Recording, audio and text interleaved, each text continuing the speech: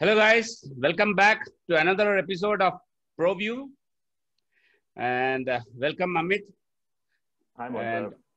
yeah, today we have a special guest with us, a person whom I admire a lot for his creative photography. He is a IT professional based in Pune. Welcome, Rahul Sachdev. Good morning, guys. Thank you, Mohan sir. Thank you, Amit, for having me here. We are Good morning, really Rahul. privileged. We are Yeah, really privileged to have you It's on the my set. honor, sir. My honor.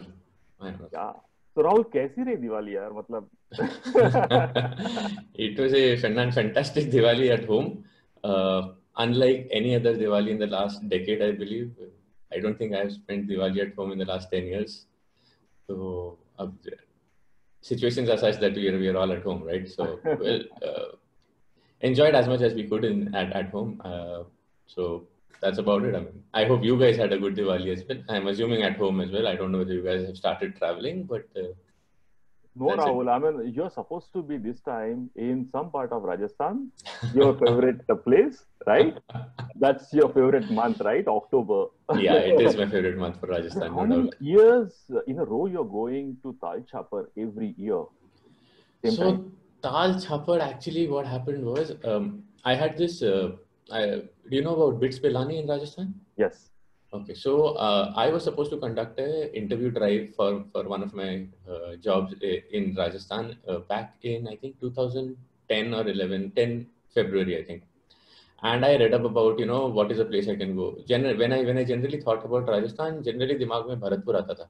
Right. And I was like, नहीं यार Pilani से Bharatpur is like 7-8 hours or something like that. So I can't go to Bharatpur. So let me search for another place. And I ended up looking at Tal Chapad.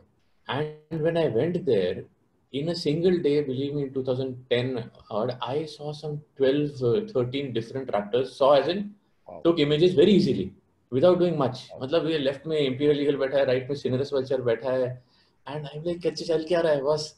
So yes, it started in 2010, and ever since I don't know how many days I've spent in Tal Chapad now. It's a fabulous place.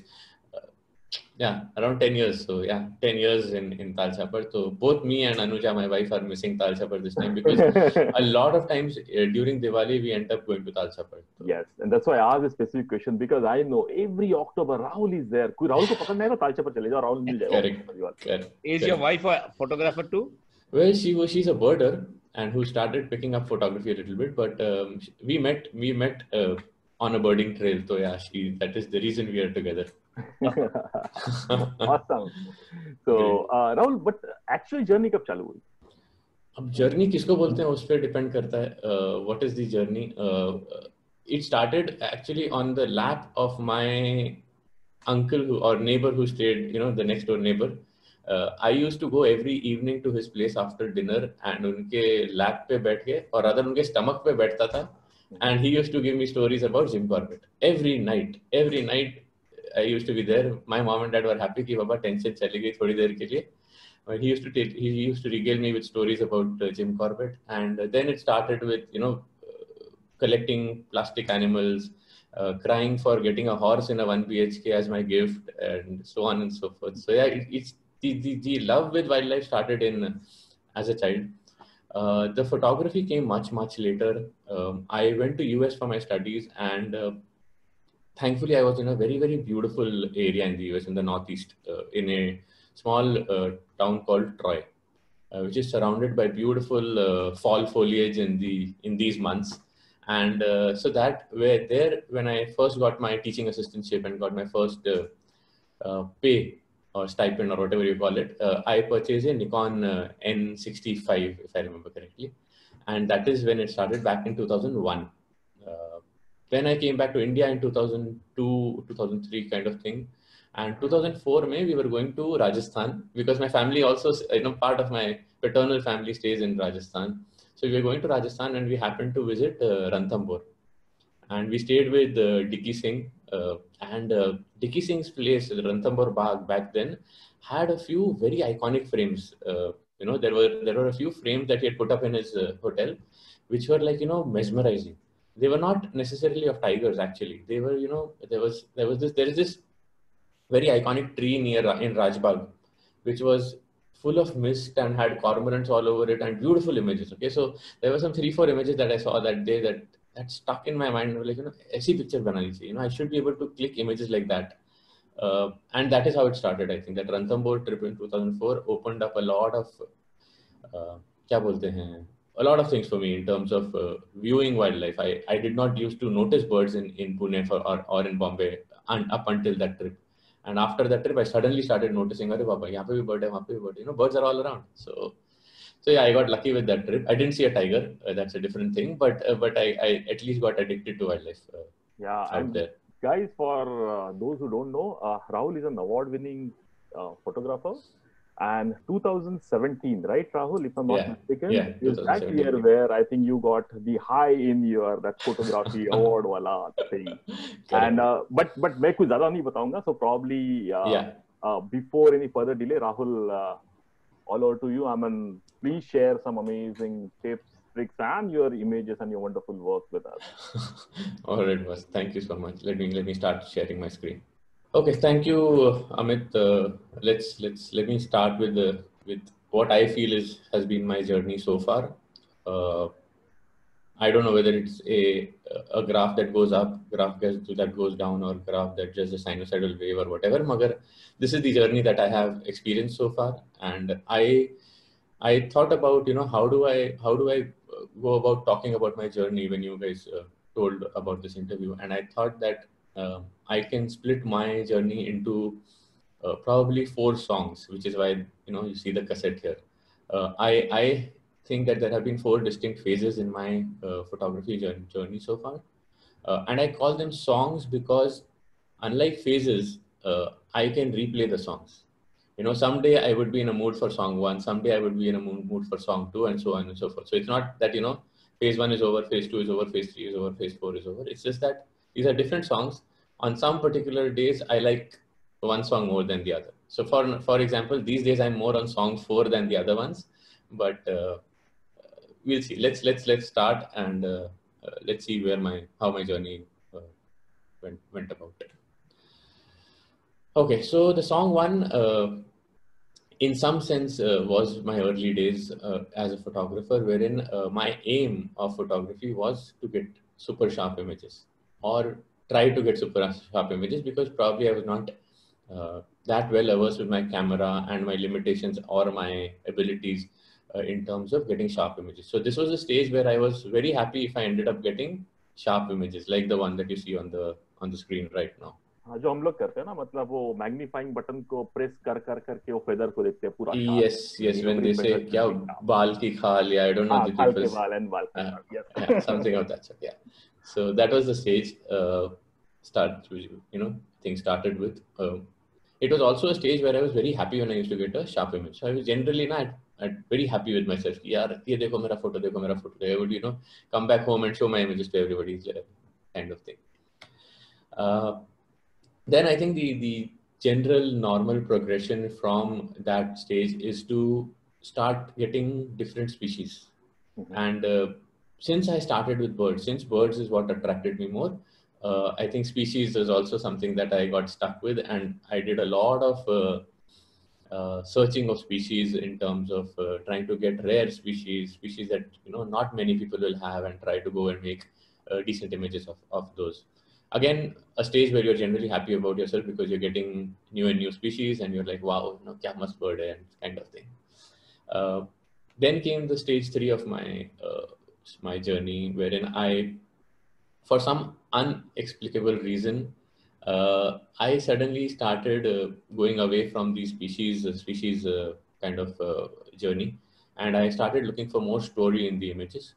It's not that I did not have images with stories before this phase, but I consciously started looking out for opportunities where I could capture some natural history moment, capture like that cheetah chase, that lion hunt, that tiger chase, or something or the other that is not seen every day on the images, at least. And that's what got me into stage 3. It was also a stage where I started feeling a general dissatisfaction with my photography. which happens with every photographer's journey. I think all of us must have gone through this, wherein at some point in time you start questioning what you're doing, and this is where I probably started questioning myself the most, and which led to the fourth song, wherein I started trying to visualize more. I think trying to get more out of the box, do things that I normally don't see on the social media, for example. And probably the main thing in this song is that for every image that I clicked, I wanted to have an element of myself in the image. So when I see an image, or when I want to click an image, I want to see what am I adding to this image. What is it that I'm going to do maybe even 1% differently than the guy sitting next to me in the vehicle. It's not always doable, obviously, but the more you think about it, the more I started seeing things that I was ignoring earlier, or I did not see earlier, kind of thing. This is the stage where I probably am at now, and I'm not very happy with what I'm achieving, but I see a lot of things that I can do. So I'm generally at peace in terms of what I'm trying to do. I don't know how long this will say, or I don't know whether there's going to be a song 5. I hope there is a song 5. But let's try and go into each song one by one, if you guys are okay with that. Sure. Okay, I'm trying to combine song 1 and song 2 because I don't want to bore you guys to death with bird passport images, as I call them. So let's go there. So I'm starting with these two images, one of the Rudi Turnstone on the left, and the other on the Gargani on the right. The reason for these two images to be here is because they were like, one of the first images that I thought I was happy with. The one on the left about the Rudi Turnstone is a standard, lying down on the ground kind of image from Akshi Beach. Anybody who's done wader photography, anybody who's done wader photography in India would have been to Akshi, I believe, and because it's a phenomenal place to get all the common waders. And this was my first image wherein the bird really approached me rather than me approaching the bird in a rush and making them run away. I let the bird approach me with the tide, as they say, with waders. You let the tide come in, the birds will come with the tide. You just lie down, kind of thing. The only thing is your clothes will get wet. Everything else will be good. So this was made with a 100-400 Canon, which was which is still my most favorite lens till date, until I guess I try the 100-500, which I'm eagerly waiting for. But yeah, the 100-400 I think was or is still my favorite lens, because it gave me a lot of maneuverability and initially gave me a lot of sharp images, which I was happy with. In fact, Rahul, if I go back in time, I think D40, right? That was the camera Canon had those days, very famous. D40. This is Nikon guy speaking. When you say D40, it is Nikon. When you say 30D or 40D, it is 40D, Canon. Yeah. No, I had a 30D, Amit.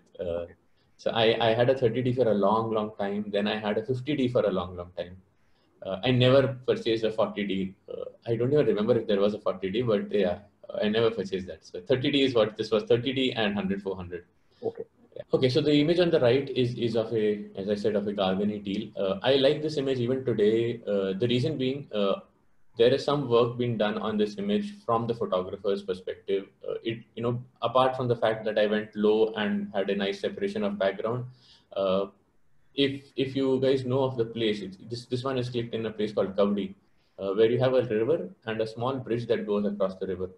And when the sun sets at Kavdi, the bridge reflects a nice reddish hue in the water. And I went there one fine evening and saw that there is this nice color in the water. There was no subject there, so I decided that I'll try coming back here again. And I think for the next 6 or 7 days, I used to leave from office every evening at 5 o'clock, tell my boss that I'm going to click an image, and thankfully he used to allow me. And on one of the days, I got lucky with the Gargani and the shovelers, and yeah, it's still a special image for me, just because of the fact that I had put in an effort to visualize something and click it. Moving to the next one. Okay, these two are more representative of where I was going as a photographer. If you notice the image of the Gargani, there was more of the photography mind in it. This is more of the photographer wanting for species kind of thing. So the one on the left is a red-naped Shaheen clicked in LRK. We got very lucky with this bird because it's not generally seen in LRK, and that year he gave me a lot of shots, lot of shots. I don't know whether it's a male or a female. I'm not good enough in identifying that, so I'm calling it a he. The image on the right is of the blue-winged Minla. Very, very pretty bird. Not the, most vibrant in terms of colors, but the combinations are just perfect. I've clicked a lot of birds in the hills, and there are a couple of birds that I have particular affection towards, and this guy is one of them. Today, if I want to go and click this image, I'll probably not click it with this perch, because it kind of seems unnatural, because it's too big in comparison to the bird. The bird is getting overshadowed by the branch or the perch, if I may call it. This was like in 2012, I think. So yeah. So there's some progression in me in terms of what I want from a bird image these days, and I definitely don't want that perch. Even though the moss is good, but it is probably too overpowering for me now. Let me go to the next one. Yeah, these two clearly not the best images in terms of photography. But from a species perspective, they are very, very high on the list in terms of a lot of photographers, especially from India. The image on the right of the golden eye, it's a duck that any bird photographer in India would, go any lengths for if it comes to India. And the one on the left is of a Mrs. Humes pheasant, again, phenomenally rare in terms of its availability for images in India.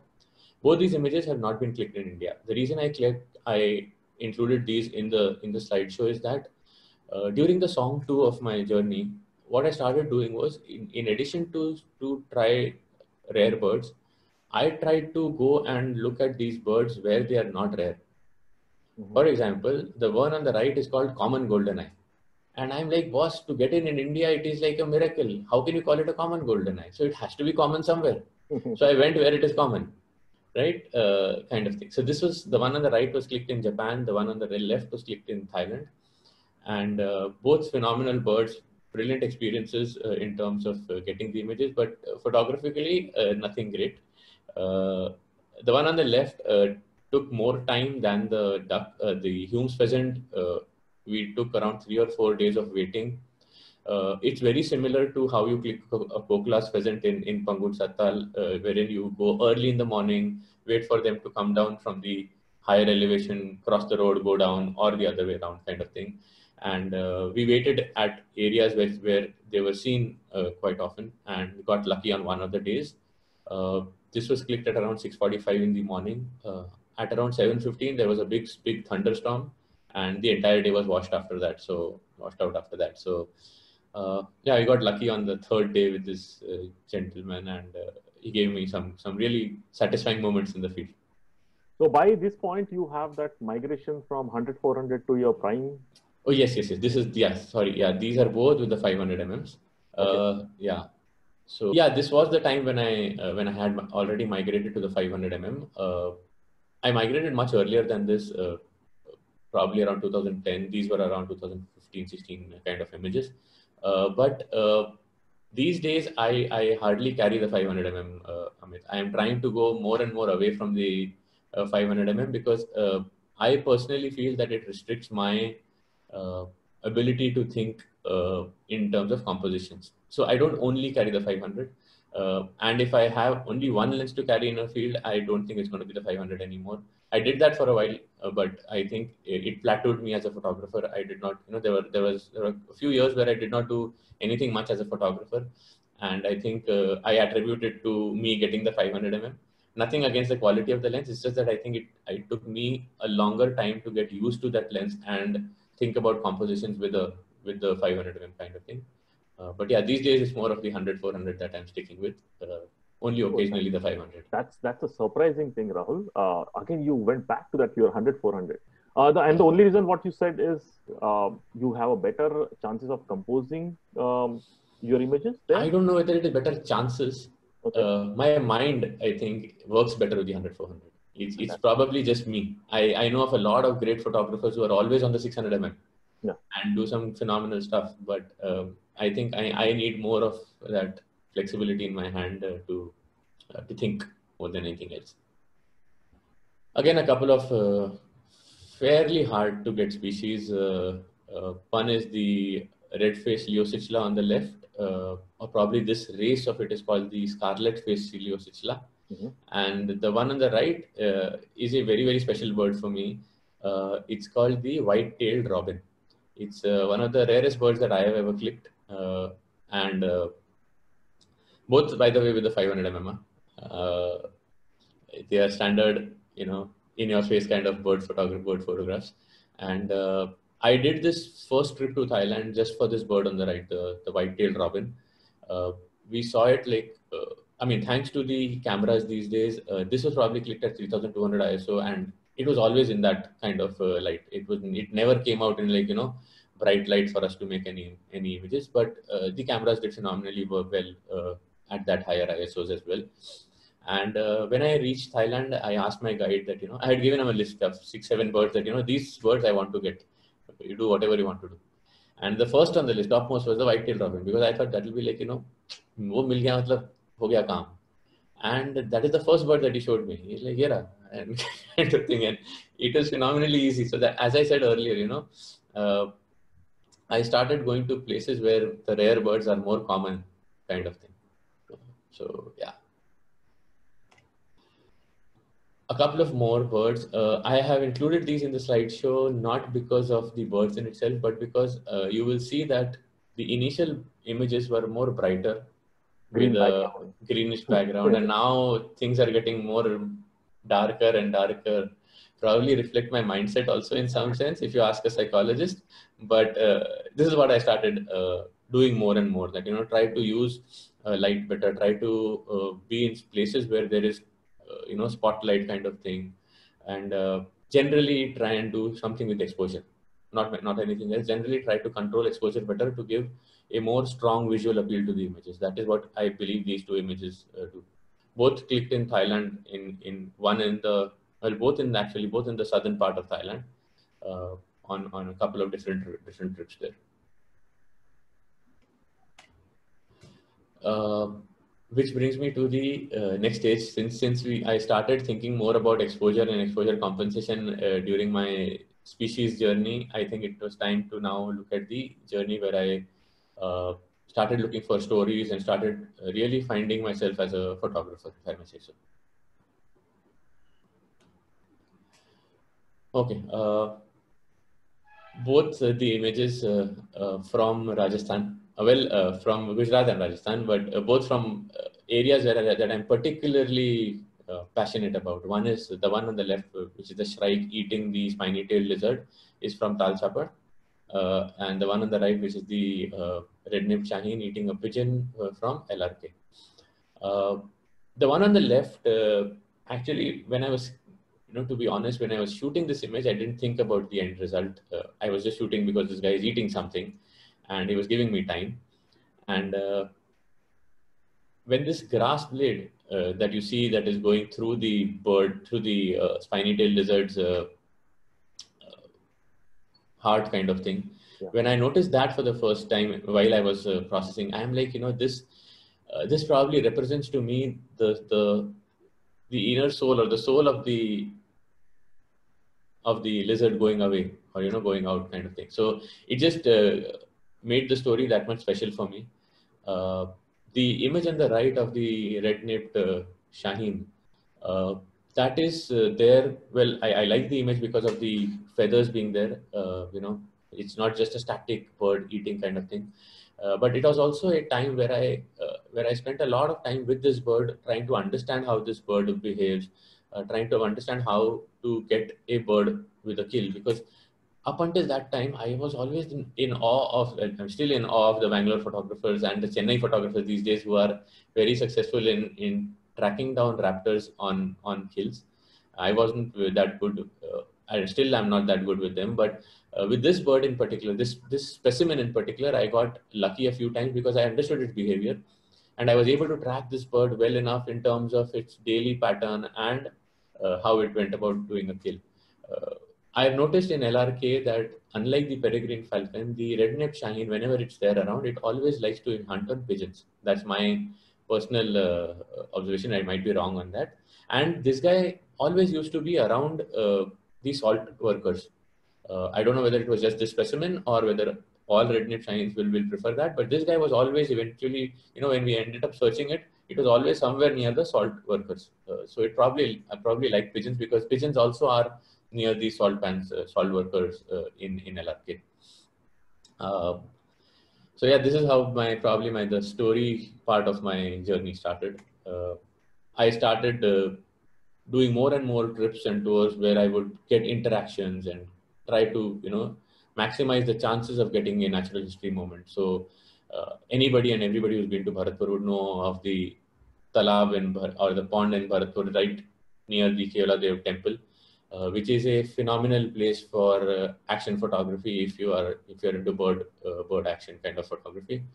We've got 2 cormorants or 3 cormorants actually fighting for a fish here. I got lucky with the blood flowing out of the fish in some sense. Wasn't planned obviously. But this pond has been very kind to me over the years, as it has been to a lot of photographers. So if you are somebody who wants to do bird photography and action bird photography, pick any winter day and go to Bharatpur. I'm not saying this happens every day, but give yourself time, spend time near this talab, talk to the guides, talk to the locals, have some fun. And in the meanwhile, you'll also get some images. It's one of the most chilled out place, if you ask me, in terms of photography. Bharatpur just, not only does it give you fantastic results, it is like, going from a Mumbai fast local to a cycle rickshaw. The speed of life is also changes just like that, and it gives you a sense of peace, and I think it gives you a chance to explore yourself as a photographer at that place. Yeah. In fact, Rahul, if I quote Bharatpur, it's a true studio where especially a bird photographer can go learn and experiment a lot of things. Yeah, I totally Even the agree. Cycle rickshaw walas in Bharatpur, the way they know about the species, they know about the photography, and they'll tell you, "Arey, यहाँ पे रखो sir, angle अच्छा आ रहा है." Correct. They'll be like, "Sir, यहाँ पे क्यों उतर रहे हो? आगे देखो, आगे से अच्छा आएगा." And yeah, they know the angles very well. No doubt about आप shoot कर रहे हो, that guy, that cycle rickshaw wala will walk probably 10-15 feet आगे, फिर आपको आके बताएगा, राहुल जी अभी आगे आ जाओ, यहाँ से और अच्छा मिलेगा आपको. Correct. And that's the beauty of Bharatpur. Yeah, it's phenomenal. Very nostalgic place. Yeah, I think that is where we first met also, Amit. If I yes, Rahul, I was coming back to that. I think, Rahul, this is a time where your transformation from a photographer to a teacher happened also. Yeah, I mean, that was the time, right, where we met for the first time. Correct. Yeah. I think that is. I still to date, I pick the easy places to go in terms of teaching photography. Mm-hmm. You will never find me in a tough place. For example, I try to stay away from all the tiger parks as a tutor. Not that I don't want to do it. It's just that, I mean, seeing a tiger is no guarantee, right? I mean, sometimes you're lucky, sometimes you're not. I mean, we all know that. We've all been through that. And trying to teach on a photo tour where you don't see the primary subject is not the most pleasant of experiences. So that is what I say when I say tough places. So I try to go to places where I know that I'm not going to be hunting for species kind of thing. And Bharatpur is probably the best example. You go to Bharatpur and everything is just there on the platter kind of thing. It's just about how much you can do. Yes, there are days which are completely fogged out in winters, but I think that's part and parcel of the deal. But in fact, a guy like you, Rahul, will always find an opportunity in that fog. Not during the time that when I met you, because those were the days where I was still in only trying to get sharp birds or natural history moments, and capturing that in a foggy kind of environment is not the best kind of experience. What would be the best time to visit Bharatpur as per you? I inevitably end up going there in the mid of Jan or the beginning of Feb. These two are my favorite times to be in there. Avoid weekends and go in mid of Jan. That's probably the best. Unless you are somebody who wants species, mid of Jan probably is not the highest in terms of, for example, pelicans these days end up coming late in Bharatpur. Generally not during the early part of Jan, but I don't think you should go to Bharatpur for species anyways. So yeah, if I need one answer, go there in the month of January. Probably mid of Jan is the best. Unfortunately, what happens with bird photography is a lot of things in India are concentrated around that December, Jan, Feb time. So it's up to how much time you have, kind of thing. But I guess if there is one place that should be permanent on your calendar, it should be Bharatpur. So just keep a nice week for Bharatpur every year. Okay, the image on the right is clicked in a place called Hokkaido in Japan. It's a place where you get these Steller's sea eagle, massive birds. And again, I went to this particular location because of the potential of action between two birds there. It could be either a white-tailed eagle and a Steller eagle fighting with each other, or a Steller eagle and the two Steller eagle fighting with each other. They're all fighting for fish, and it's just an easy place to get some nice action shots, kind of thing.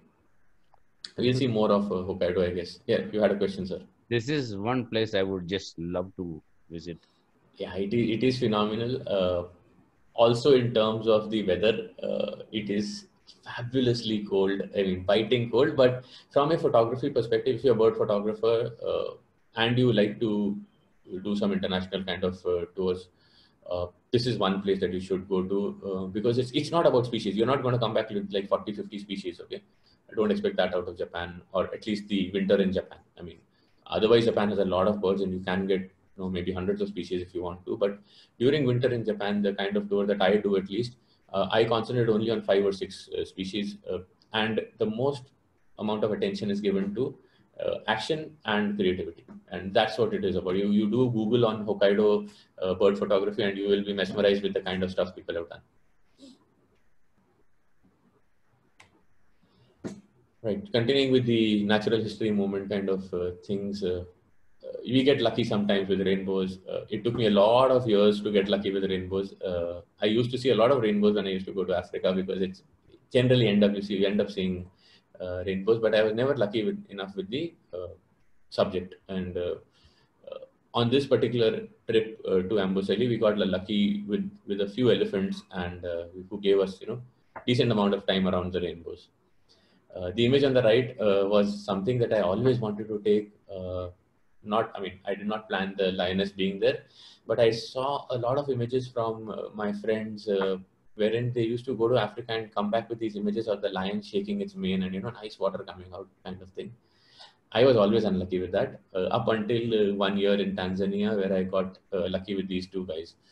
The female seemed pissed, obviously, because she did not want more water coming on her from the male. But yeah, it's more of just getting lucky and being there kind of thing. It's an image that resonates well with me, primarily because I think I had always cherished that, or wanted to have something like that, and I ended up getting, so that's why it stays special for me.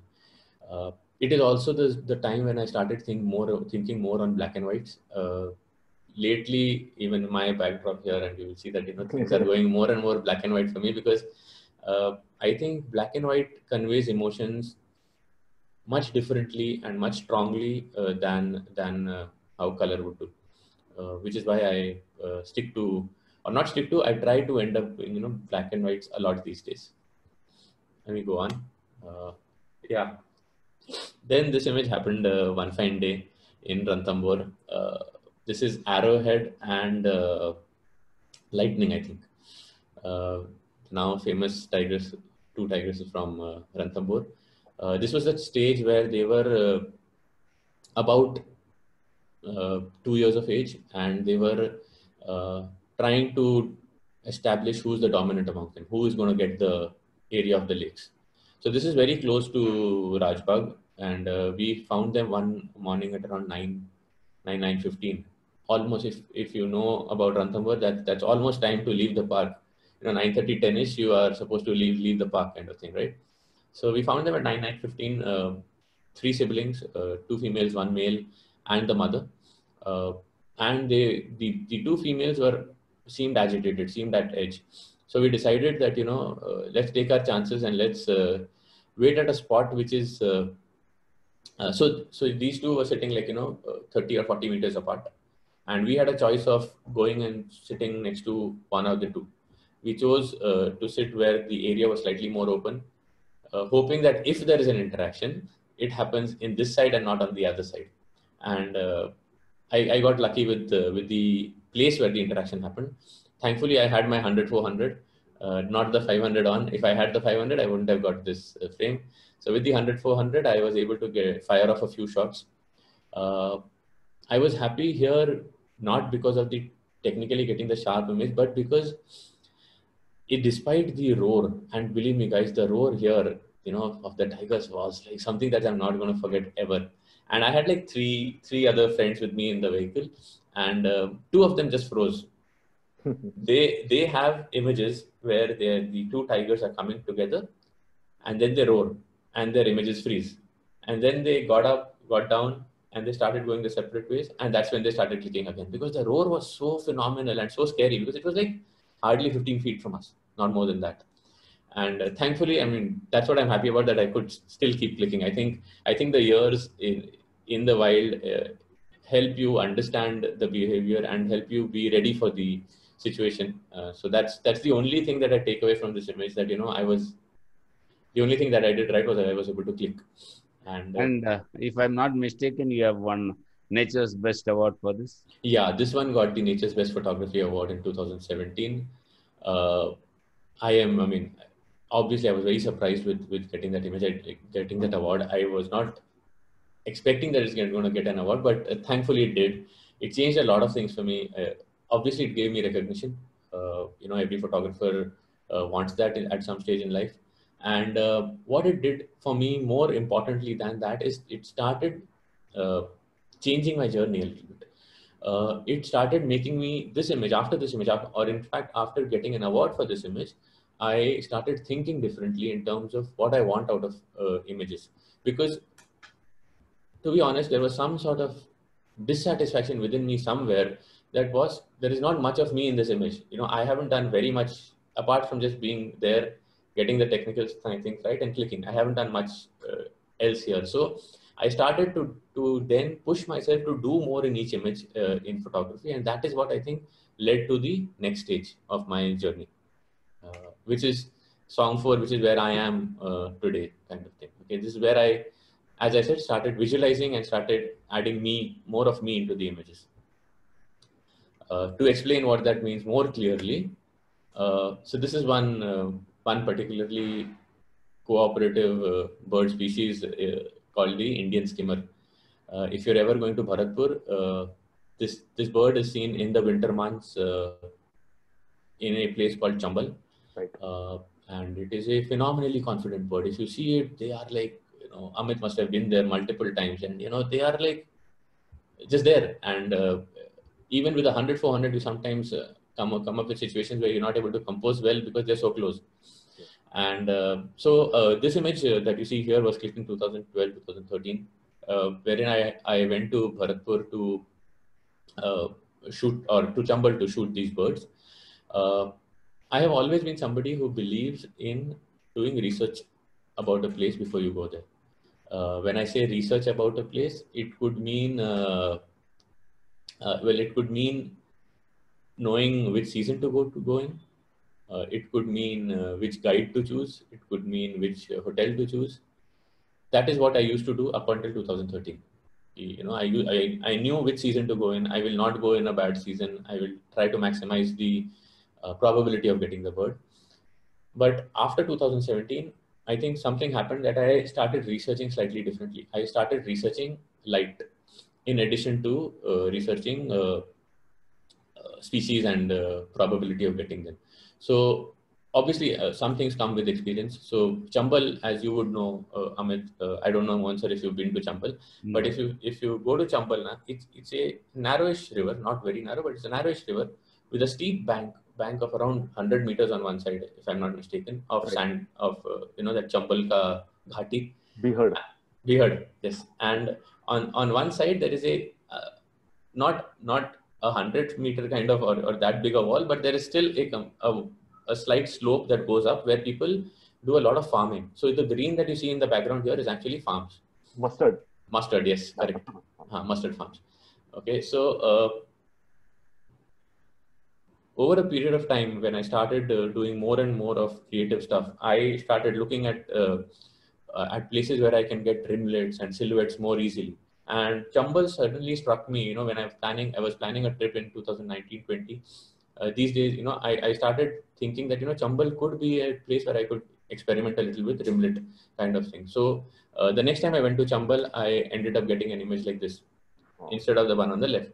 I had not expected that the beak will be translucent. I know that with a lot of birds, the feathers are translucent. So when you click against the light or when the light is coming through the bird's feathers, the feathers light up and, you know, they let some of the light pass through.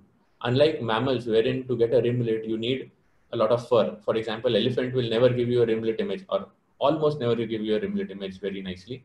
Langurs will always give you a rimlet image. Unlike that, birds are not going to give you that hairy kind of fur, right? So the birds' wings serve very well in terms of getting some translucent feel kind of thing. And the beak was a bonus. Today, when I think about it, without the beak shining, this would have been a zero image. So nature helps you sometimes in your experimentation. Right. So I started doing this a lot, right? You know, the darter on the left is a very, very common sight in Bharatpur. In fact, this particular individual on this particular stick must have been clicked by every single person who went to Bharatpur in February 2020, because he was there every day. Every day this guy was there. I did not know whether he did the shake every day, but we decided on one of the evenings. See, Bharatpur mein kya hota hai? Most of the times in the evenings, you end up going to an area called Sapan Mori or the solar panel, where you get a nice sunset happening in the water and you get birds flying or birds sitting kind of thing. So we decided that we've all, you know, the group that I was with, we said, you know, we've done that quite a lot of times. Let's try something different. So we stuck around that pool where I showed you that cormorant action image. This is at the same pond in the evening. And we said that, you know, we're going to sit against the light and hope that this darter comes or something else comes and gives us an image. Over a period of an hour and a half, we made a lot of images of this guy. And I like this one in particular because of the water droplets that have come up. Really nice. I believe it might make a nice print, better than what it is seen in the smallish resolution of the screen. But yeah, if I make a print someday, I'll show you guys.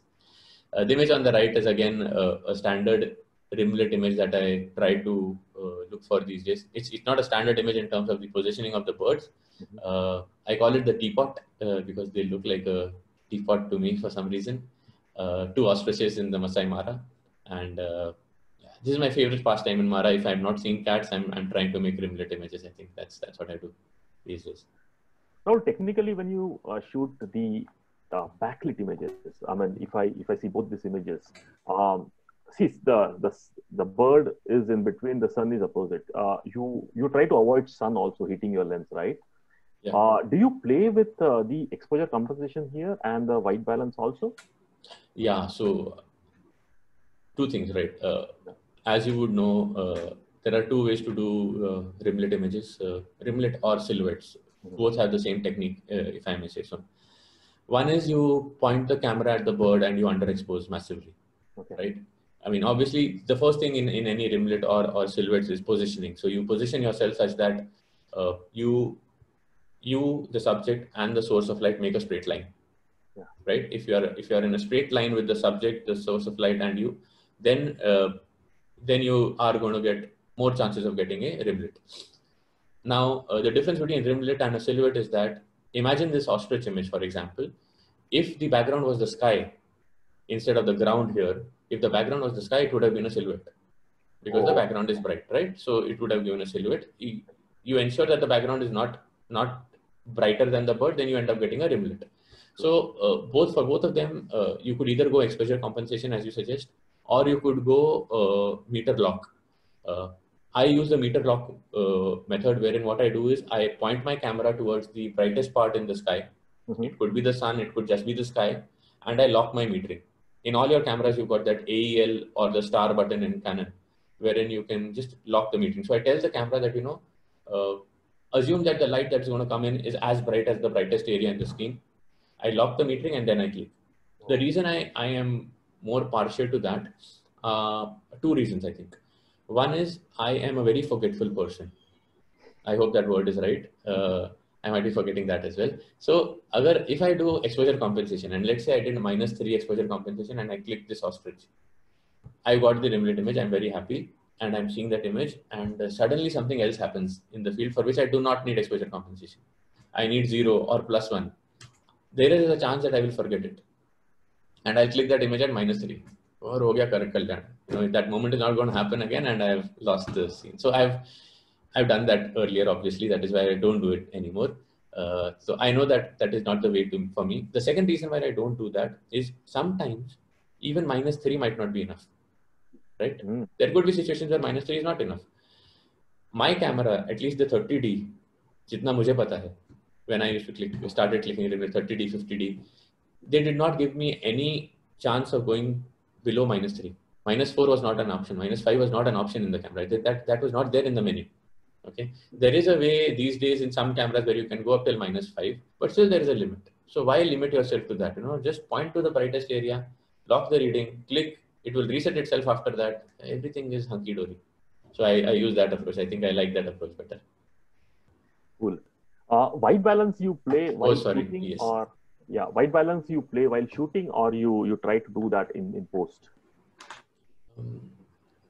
I probably do both, but I am a big advocate of setting the white balance in the field.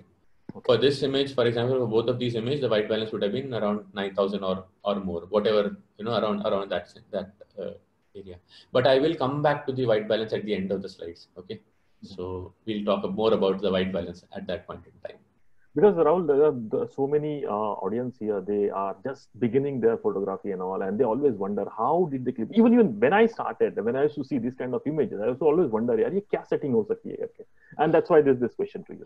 So I mean, yeah, for this image, particularly for these kind of orange sunset images, I think it's very easy to just change your white balance in the field to 9,000 kind of thing. The reason I'm saying here in this one, at least in the field, is because it gives you immediate visual pleasure when you see it back in the screen, that nice orange has come in, the bird is black, it's come out well.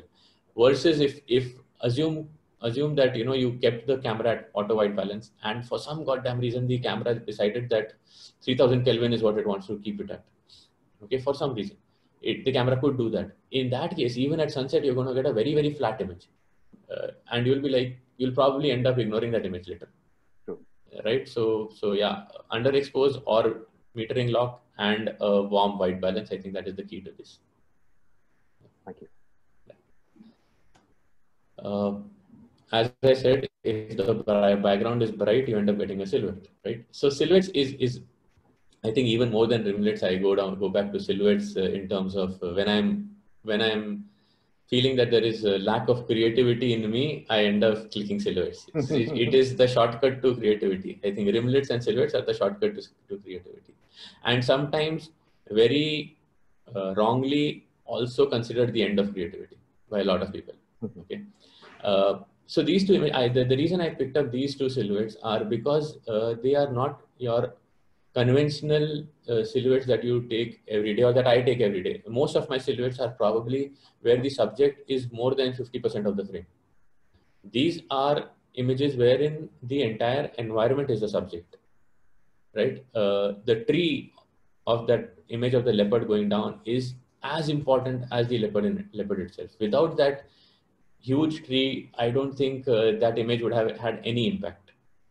Same goes with the lion, that there is a nice rock face that he's going up. I mean, quite frankly, the one on the left, the leopard image conveys it much better than the one on the right. But the point in both these images was to ensure that I can talk more about the place, more about the habitat, more about how I see it. See, when you see nature, you're always amazed, right?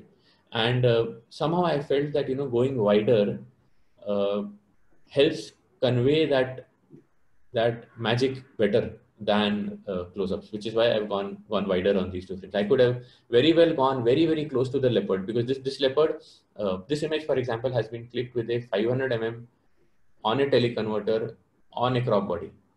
Okay, it's not a wide angle frame. Obviously, you know, it doesn't look like a wide angle frame, but it's, I just want, the reason I mentioned the specifications of the lens that I used for this is because I consciously decided to stay far away from the leopard. And I was relying on the other vehicles to go and disturb the leopard for it to come down. So very close to the leopard, there were 3-4 vehicles, which thankfully were not part of the frame. And those are those vehicles who went close to get a close-up of the leopard were the reason why I got this shot. The leopard got irritated, came down, went up another tree, kind of thing. So again, lock your metering on the sky and just wait for the subject to do the bit. So the reason that these two images are part of today's presentation are probably because I wanted to convey the shift or the conscious decision to start exploring the black and white side of things. I have always been attracted to black and white, be it Hindi movies, be it choices of clothes in life, you know, and also probably choices of emotions. Black and white is good. Although not everything in life is black and white, there's a lot of gray, I know. And I think black and white brings out emotions, as I mentioned earlier also. Black and white help you connect with the emotions very well. They somehow help in cutting away the distraction in the image. Right. A lot of things in black and white are nullified. You know, they help you isolate your subject that much better. To that point, you know, if you see the image of the cheetah just getting up after a nice afternoon siesta, the effect of the grass in black and white is much more than it would have been if this would have been a color image. Mm. I now wish that I had the color image to show you right next to it. Maybe someday I will. But you will notice, and if you can imagine the color of this grass. The grass is not going to be black, right? The grass is actually going to be brownish kind of thing, right? And it does not have that much of impact on the image, which is why when I converted this to black and white very consciously in this time, that you know, I wanted the grass to be shown because that is what the habitat of the cheetah is. That is where they stay. They're not going to be, you know, only in places where there is absolutely no grass kind of thing. In fact, with the amount of rain that East Africa is seeing in the last year or so, there is more potential of seeing subjects with a lot of grass than the other way. I mean, as photographers, we always try and tell the guides, you know, take me to the low grass area, take me to the low grass area. Yahan ghas bahut zyada hai.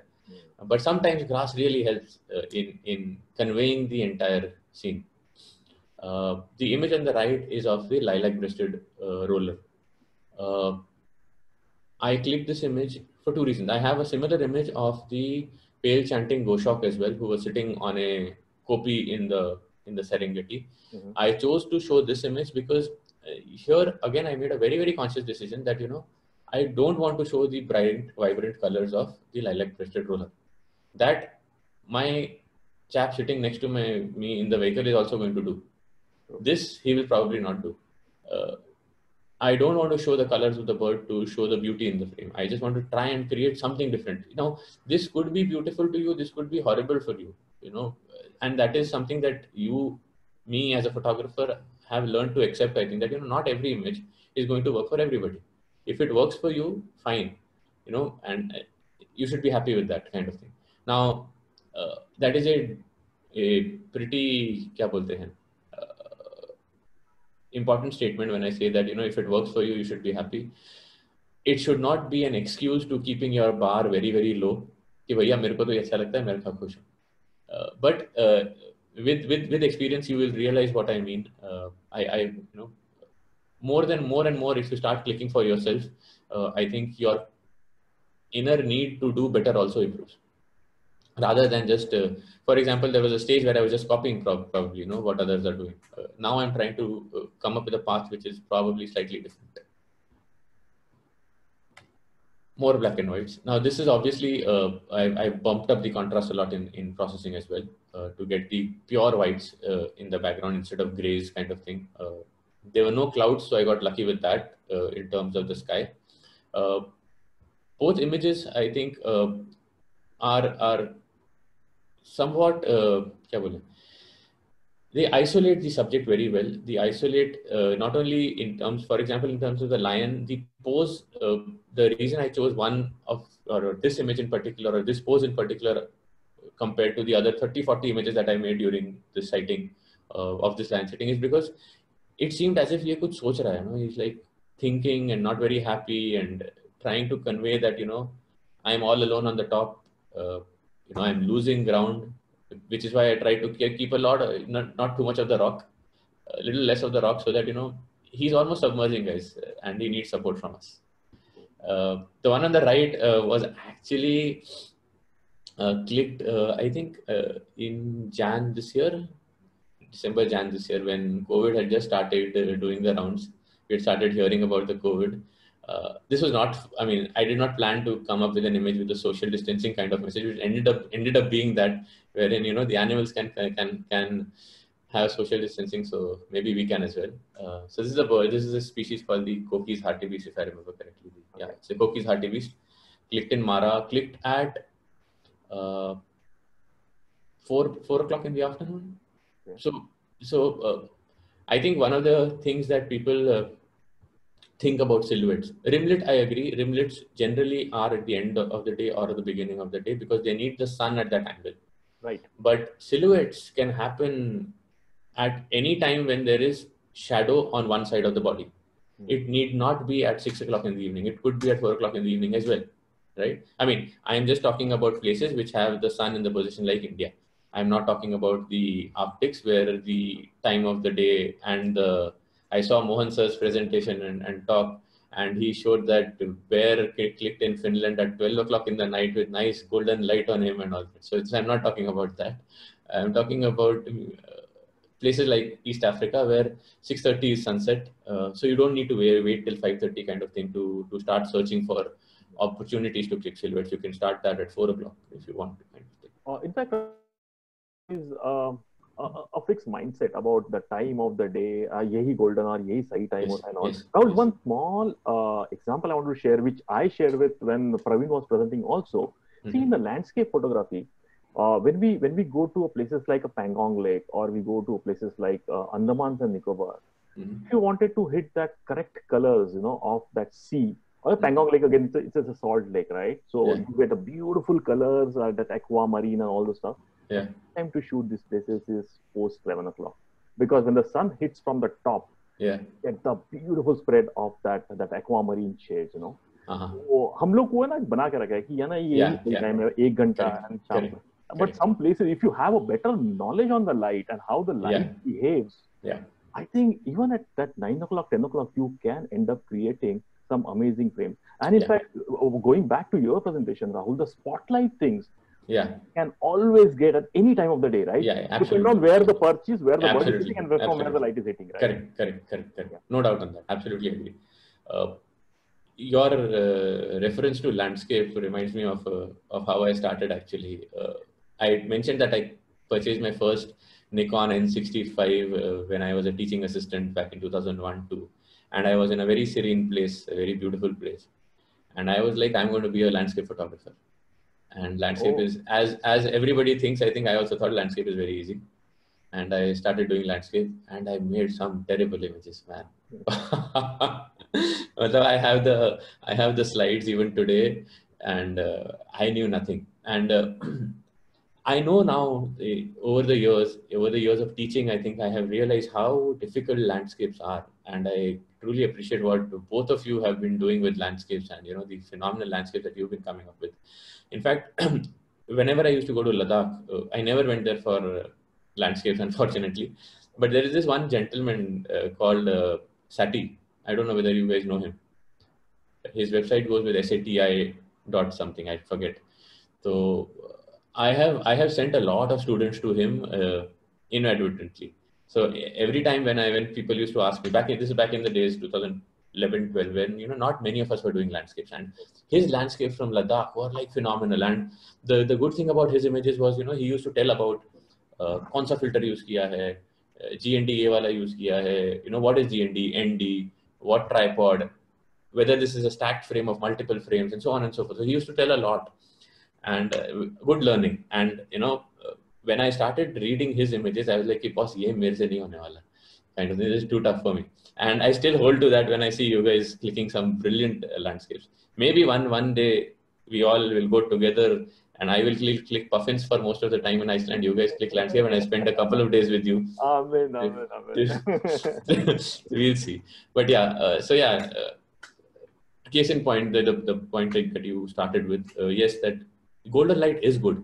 Nobody's going to deny that, right? But it is not the only light to click.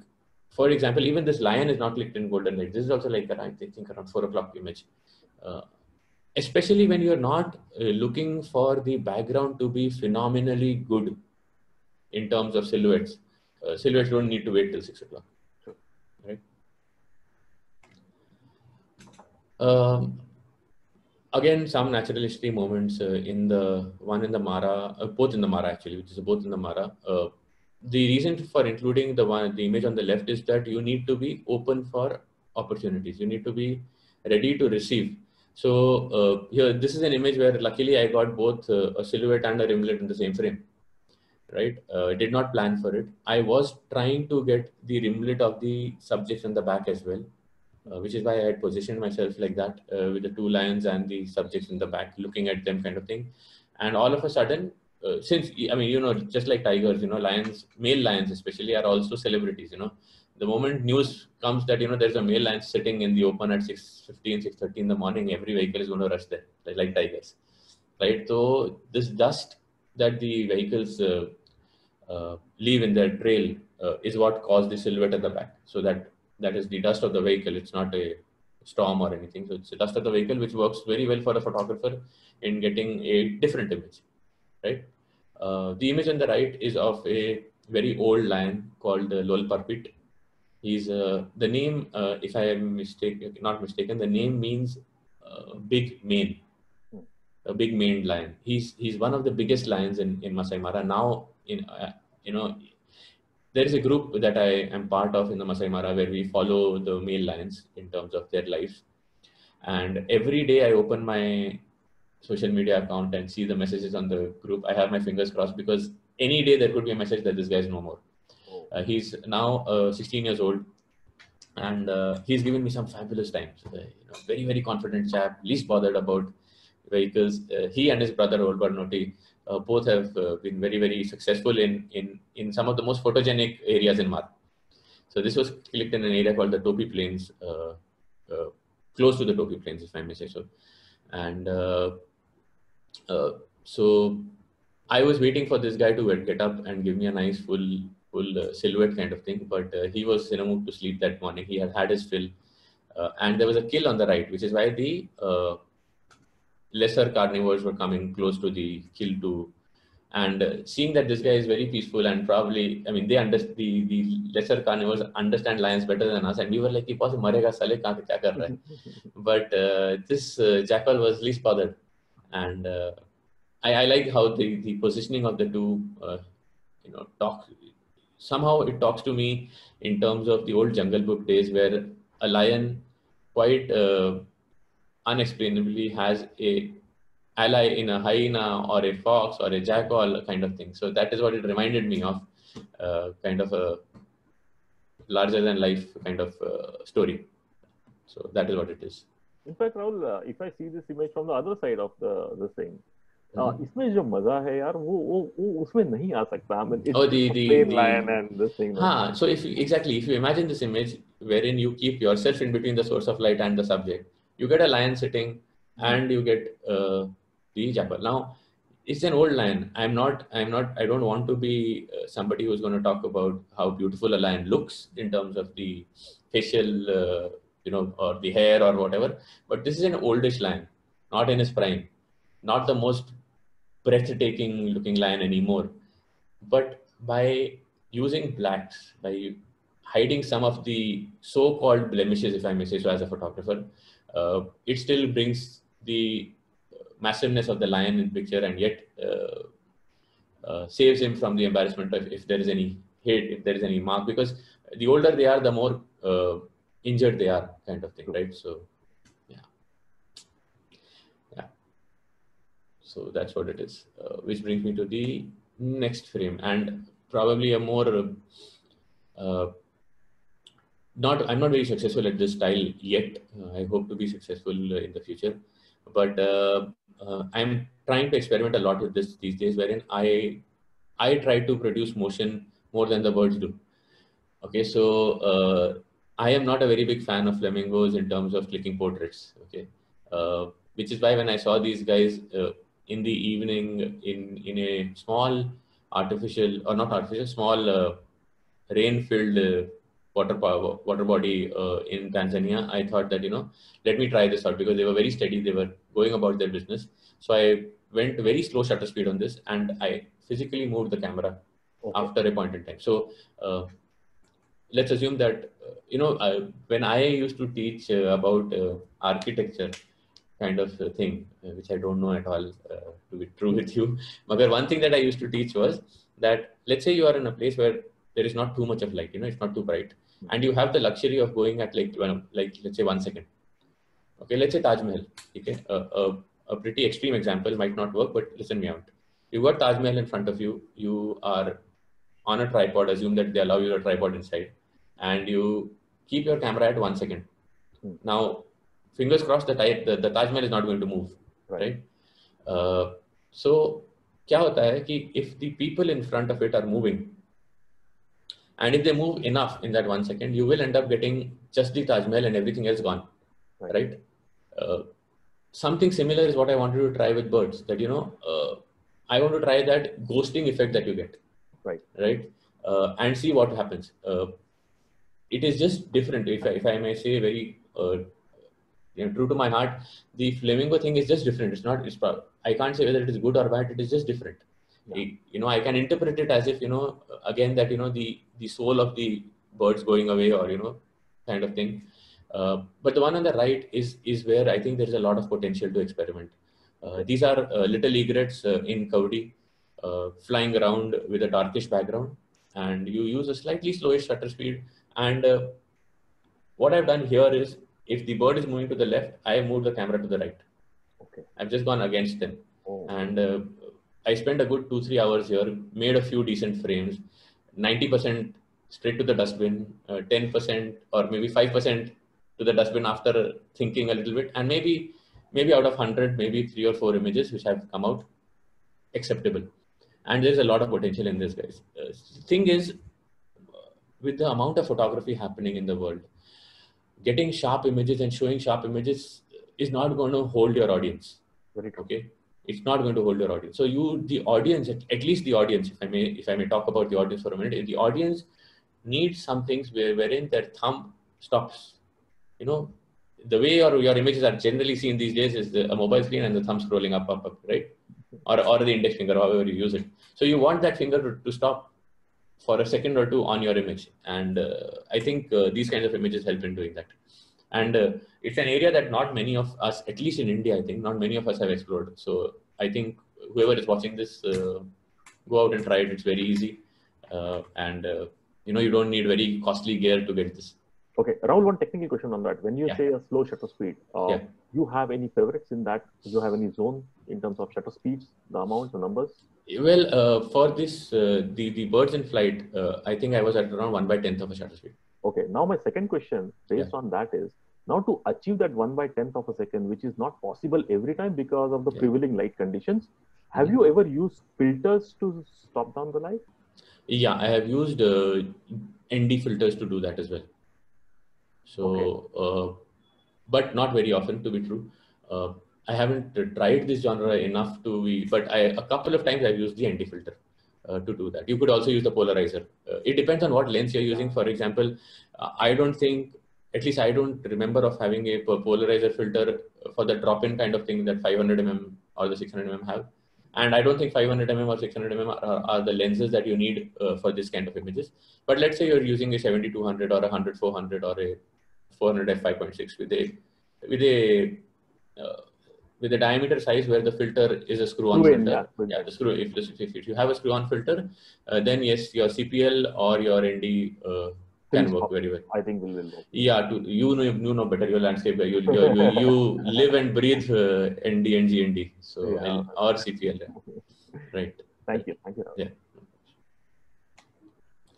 A couple of images from one particular evening with these cheetahs. There were actually 5 of them together. Both the images, for some reason, have just the 2 of them, kind of thing. I think technically, ज़्यादा कुछ नहीं है. There is nothing much that I've done here.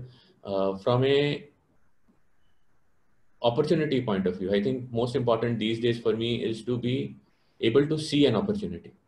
To be able to see that there is some potential. So when I position myself or my vehicle against wherever I positioned it to get this tree in the frame, I knew that these cheetahs are going to come to the tree. See, you are in Masai Mara, you are following a cat who's walking. Now cats are not going to walk just for the heck of it. They are going to walk for either feeding or they are going to walk to mark territory. Okay, in either case, bhale wo khane ke liye bhi ja raha ho, there is high likelihood that if they find a post to mark, they are going to mark their territory.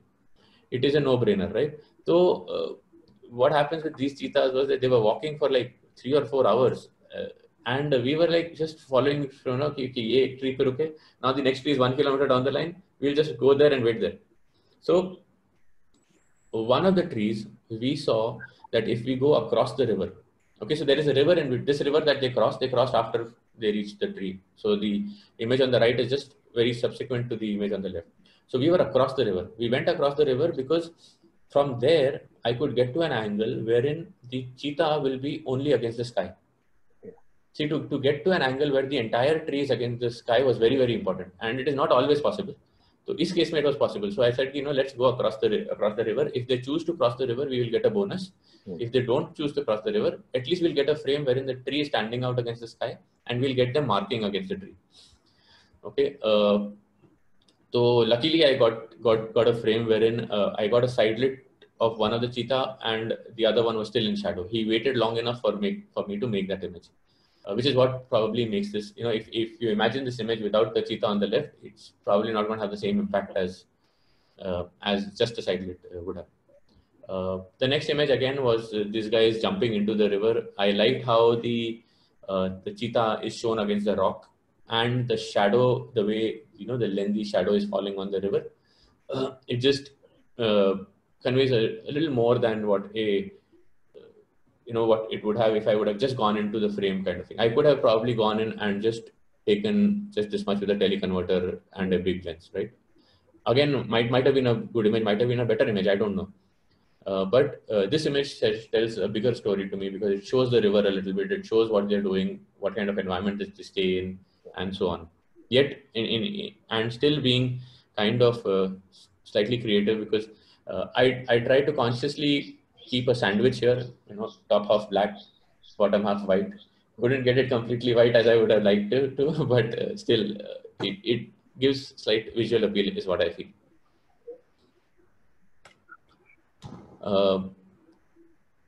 Again, 2 images. The reason they are here primarily is because I think these answer one of my very basic questions that I have always believed in photography.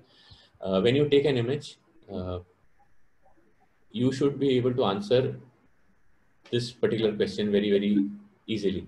One is, the question is, what do you see in this image? Okay.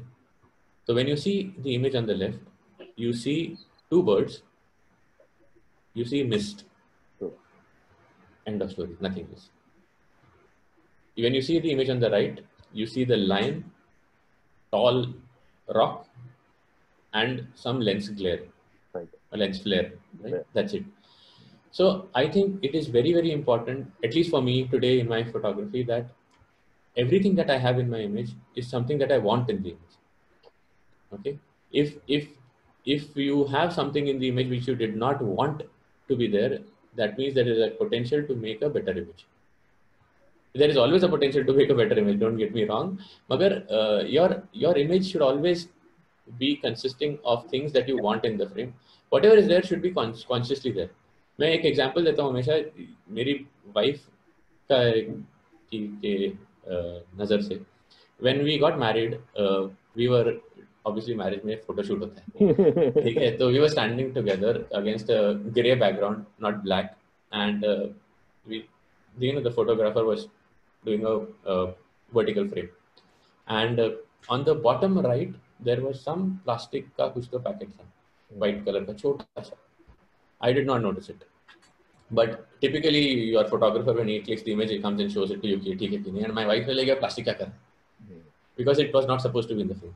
Just like for those of you who well, it's not part of the interview, but before we started this interview, Amit told me कि top right में यार राहुल तेरा white color का कुछ तो दिख रहा है, light दिख रही है, उसको हटा दे, right? So that problem क्या होता है that even though your subject is there, your attention is automatically diverted at that one thing which was not supposed to be there, right? Just like in life you see problems more than solutions, यही होता है photography में भी. So try and keep anything that is distracting away, which is why I chose these two images which are vertical, convey a lot of negative space, a lot of emptiness in terms of nothing, but the subjects come out strong, right? I chose the image with the lens flare here. I could have avoided the lens flare by probably using my hand, or well, the hood was already there. So maybe if I use my hand, I could have avoided these lens flares that you see. But I think they are okay.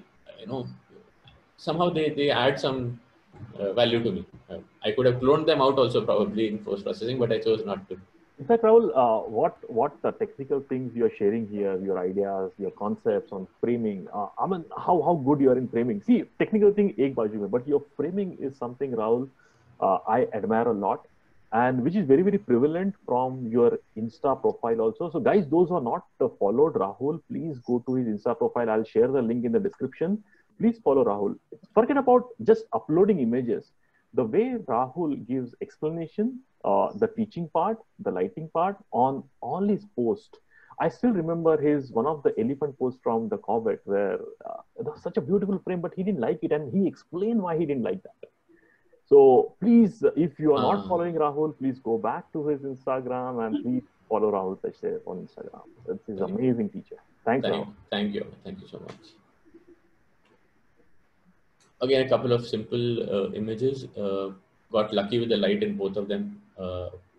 We got lucky here with the elephant because the elephant was far away, and we were like, we'll lose the light. But thankfully, he agreed and came to the left a little bit. And after he came to the left, it was a no-brainer. It is probably very obvious that this beam of light should have ended where it ended. If I would have composed it like this, cutting it off, it probably wouldn't have the same impact. Having this darker bit on the end, I think, had a lot of impact for me particularly. The lion was just lucky, plain lucky. There were a nice big bush in front of which it was sitting, and there was light coming through. As you see, and as Amit also mentioned, with any rimlet, I tend to go warmer in the color tones. So I've gone 9000 kind of white balance with that one. The one on the right, though, is an example where I've not gone very warm with the white balance. Yes. Because I think that's a mistake that a lot of people do, that evening silhouettes have to be orange. They don't have to be orange. They don't always have to be orange. Even a 5000 Kelvin image, let the blues also talk a little bit, right? And that's what I let do here. So try that as well, guys. Rahul, surprisingly, since we are on this topic of white balance, just one small input I want to discuss with you. See, when you talk about the camera, your camera might go, that range of that white balance goes from maybe 2400, 2500 based on the camera to say around 10,000. Yes. But actually, when you go to the post-production, and most of us, we use Lightroom or the Adobe Camera Raw, if you observe, that range goes from 2000 to 50,000. What you shoot on the value in your camera, if you keep it at 5,100, that 5,100 may not remain at 5,100 on your post-production scale. There. It's better that you advise, let her be correct in the field itself, so that later on I don't have that confusion. Because 10,000 of camera white balance and 50,000 of Lightroom, I don't know what's the difference. How different it will be, So I am very honest on one thing, Amit. I am not very great in the science of it. Okay. My reason for doing it in the field, I agree with your point, but my reason of doing it in the field is slightly different. I don't know whether the next image is that, but anyways, let me talk now since the topic has started. I choose to change my white balance in the field because I don't think I will think about the options in post-processing. Let me skip a couple of slides and go to that. Now these images in blue, I am 100% sure if I would have clicked them in the field at, let's say, 5000 Kelvin, I would have let them be at 5000 Kelvin or 6000 Kelvin. Reason being, lion, for example, the lion reflection in the water, it would look good at 6000 Kelvin. It would look good at 9000 Kelvin, no doubt. But the fact that it can also be acceptable at 3500, 4000 Kelvin is something that unless I do it in the field, मैं तो try नहीं करूँगा, मैं 100% बोलता हूँ. But that is me. Very true. Right? So, which is why even with the cranes, I'm like, let me try. क्या जाता है? Let me try 3500, 4000 Kelvin. I don't remember the exact value, but वहीं के आसपास है, 3,500-4,000 के आसपास कहीं का value है. Both the images are here. The slide was here just to talk about that. The reason I try white balance in the field primarily is because I know that if an image is looking good, I'll not try anything different in post-processing. I'll just let it be. So it is better that you try it. You keep that in your mind consciously. And true to everything else that I'm trying to do, I want to be slightly different. And this helps as well, right? Okay, coming back to this slide now. One of my favorite subjects by far. I mean, right from the day we started, I think elephant, I have yet to meet anybody who does not like elephants or does not like shooting elephants, because they're always busy, always doing something. Unlike cats who are probably sleeping for most of the day, these guys are always active. And when I first did a trip to Amboseli back in 2011-12, जब भी किया था, I came back with images. I came back with a good 40-50 GB. At that point in time, I उतना ही खींचता था. मतलब I used to have 8 GB cards. I did a 2-day trip, had 40-50 GB of images, which is fine.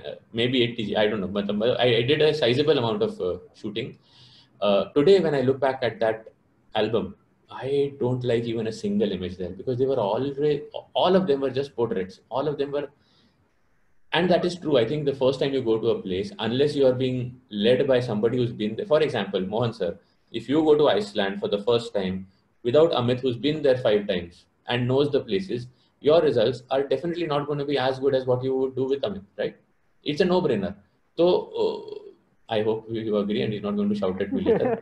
But it's the truth. Yeah, so that is what I believe that happened with me. When the first time I went to Amboseli, I did not have anybody with me. I just went on my own kind of thing, and I did a very crappy job at it. I was not good at researching. After that, I started researching better, and now when I go to Amboseli, I make sure, or I'll tell, fingers crossed with the weather these days, you never know, but I try to go during the dusty times wherein I can use the elements of nature, and which is what I want to do in the future also. I want to use more and more of the elements of nature, be it snow, water, dust, storm, rain, fire. These are the elements that I want to look out for in terms of photographing wildlife, because that will bring out different emotions, different messages even, right? Because just portraits are not going to help in the long run any more than they are helping today. There are enough portraits of almost every subject in the world. It's just that when you try and make images which connect in a different way with people, that people, a general janta will like. For example, मेरे एक guest and friend है Avinash Khemka. Okay, he's been with me to Sattal many times. Okay, and one fine day I went to Sattal on a personal trip with my wife, and I came back with an image of a pied thrush sitting on a perch, beautifully, very nice background, very beautiful bird, and I posted it on a forum, and a lot of people liked it. Pied thrush, for those who don't know, is very rare. And the reason I'm saying this bird is for the people who don't know, because 99% of the janta ko pied thrush pata nahi, right? They'll be like, pied thrush ho ya pied bush chat ho, humko kya farak padta hai? It is a bird sitting on a stick, right? If you want to take your photography beyond the photographers, right? You need to look at photography beyond the photographers. You should definitely not click for the photographers. they should not be your audience. And that is what I'm trying to consciously do, that my photographs should connect with my Taya, Chacha, Fufa. Those are the guys who should like the images, because that is how nature is going to survive, I believe, through them and not through only photographers. So anyways, yeah, coming back to elephants and Amboseli and dust, I think it's a perfect place to make some really cool images, kind of thing. Right? Rahul, for the viewers' sake, would you tell me which is the months you recommend to visit Amboseli? It depends on what you want. If you want dust, probably... well, they say the dry season, there is no dry season anymore, I guess, anywhere in the world these days. But September, October have been particularly good for me in Amboseli. For a lot of people going from India, unfortunately, it coincides with the Masai Mara migration time. And Amboseli loses in front of Masai Mara for many people. But one time, try and go there in September, October. And if the weather holds out, it is dusty, it does not rain, you will come back with some images that you will cherish for your lifetime. I'm 100% sure of that. In fact, Rahul, last time also you gave that input, which is very, very eye-opening. Don't spend 1 or 2 nights in Amboseli. Yeah, absolutely. Yeah, I should mention that, because Amboseli has always serves as a kya bolte hain, filler or a side dish to Masai Mara, right? People generally do that, 4 nights Masai Mara, 1 night Nakuru, 1 night Amboseli. Mat karo yaar, you're not doing justice to any of the places. Just go to one place, spend time there. Because I'm not saying that because just for the heck of it. I mean, I know that the place has a lot of potential. That is why I'm saying that. So you go to Amboseli, spend 4 or 5 nights at least there. And you're not going to get lucky on every day. But if you're lucky on 2 days out of the 5 days that you're there, I'm sure it's more worth than anything else in terms of photography. Okay. Moving on. Yeah, so it's not a secret now that I like dust a lot. My camera vendors and the guys whom I sometimes rent from do not like that, but I like dust a lot, and I watch out for dusty places. For example, I've been planning a trip to Namibia, Botswana for a while now. Hopefully, it will happen sometime after the COVID thing, primarily because I want to capture nature in dusty storm. The image on the left here is an important image for me for 2 reasons. One is because I love side lighting images, or images which are side lit kind of thing, right? I mean, I've seen a lot of good portrait images of models and sports personalities done by famous guys, wherein they've used side lit very, very nicely. And for some reason, up until a few years back, the only side lit images that I used to do was used to be images wherein it is a combination of side lit and spotlit, wherein the background was dark. Generally, यही सोचते हैं कि if it is a side lit image, everything other than the face of the subject should be dark. Other than the half of the face of the subject or half the side of the subject should be dark. This one actually goes against that rule, right? I mean, it is a side lit image for the elephant, but yet it shows the background. And I think that background is adding a lot to this image rather than doing otherwise. And also the second reason it's important is because I wanted to do a non-generic kind of image for Kilimanjaro with the elephants. It's slightly different than the general Kilimanjaro with the elephant images that you see. Not as different as the David Yarrow image, but still different. Right. I think we are down to the last 2 or 3 slides. When you go to Japan, this is a phenomenal place. I could keep talking hours about Japan, so I'll try to keep this short. You go to a place called Lake Kusharo, wherein you've got these whooper swans that come there for the winter. Lake Kusharo during winters is 95% frozen. You could walk over it. But at the edge of the lake, there are hot water geysers. So there is steam and mist coming out of them. And that particular 5% ka belt jo hai, that remains unfrozen and now nice and warm. I mean, you can actually sit in it. You imagine when you go to Japan in winter, your average temperature of the day is going to be -10. Okay, average temperature during the day is minus 10 degrees Celsius. So you're always frozen. So when you reach these swans, na, it is very tempting ki boss photo khicho ya pani mein baith jaun kind of thing. So Japanese have this concept of onsens, and every homestay or resort that you go to will have hot water baths that you can go to and just relax kind of thing. And that's what these guys do as well. This is their natural onsen. So every day, throughout the day, these swans will be around these 5% belt, which is unfrozen. And you could make a ton of images of these swans on the snow with nice blue background. The setting is very picturesque. So you've got the entire mountain range behind you. So they make very nice, good images. But then again, beyond that, you need to do something different to satisfy yourself, and that is what I did here. I as Mohan sir again said in his talk, when you have a white subject, you need to overexpose. That's the by default thing, right? You do, which is what I did with the swans on the right. I got lucky with one of them coming out of the mist and the others still sitting in the mist, kind of thing. So a typical scene for overexposure and black and white, because I want to negate anything else that is going to attract attention. The one on the left is a very, very different image and more satisfying to me, even though it might not be as visually appealing to everybody as the one on the right. The reason being, when I was researching images that people have done or work that people have done in Japan with these swans, I did not come up with even a single underexposed image. Everybody wants to do overexposure and do minimalism using overexposure. Especially the whites on whites, they talk it. Whites on whites. Yeah. Whites on whites, yeah. Negative space using white only. So I thought, let me go the opposite. And I got lucky with this guy in the evening after sunset kind of thing, wherein, you know, there was just enough light coming from the right and enough mist to make some kind of frame here. And I tried -1, -2, and one of them came out okay. -2, I think, was the one that came out okay. I did a lot of underexposure there on that evening. True to God, not all of them came out well. Very few did, but I think this one has come out okay.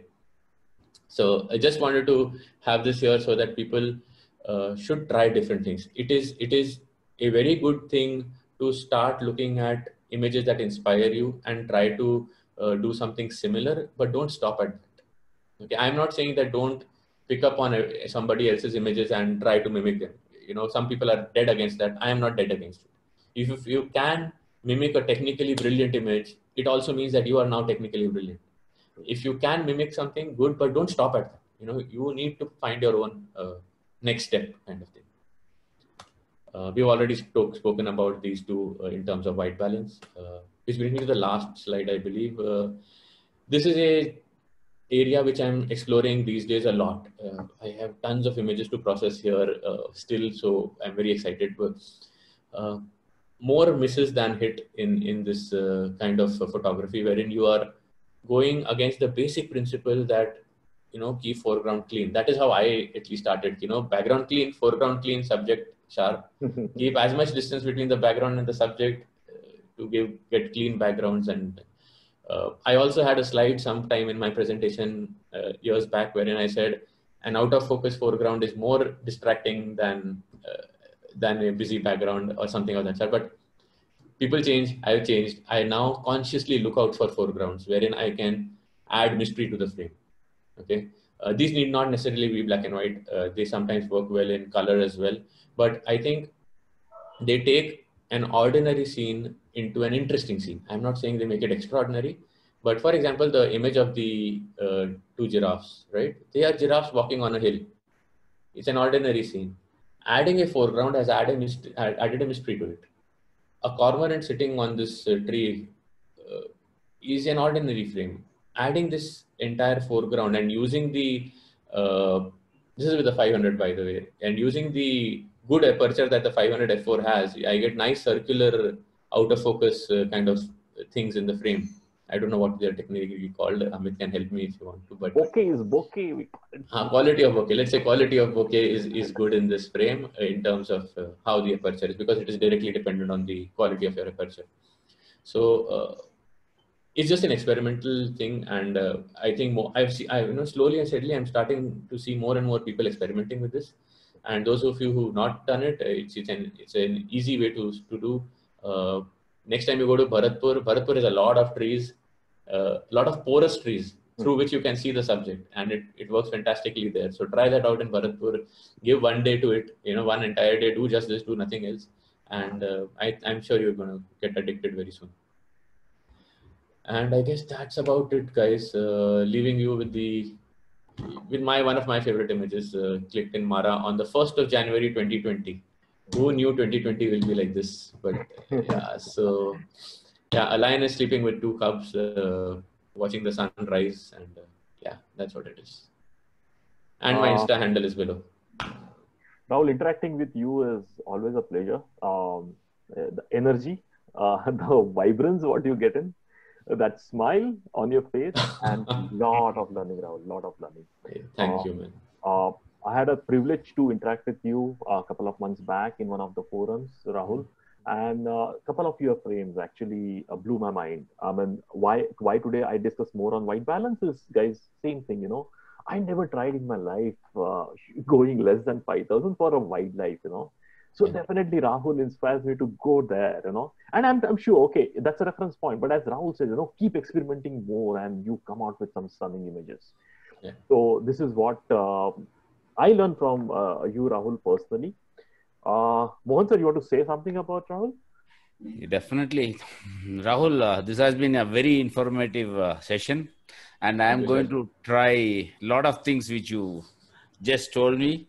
It has been, I'm just waiting to get back somewhere and try all this. Yeah, we all are. Fingers crossed. Yeah, and Rahul, again, wish you very best with your work now, since you're busy. At the same time, you do a lot of this workshops also.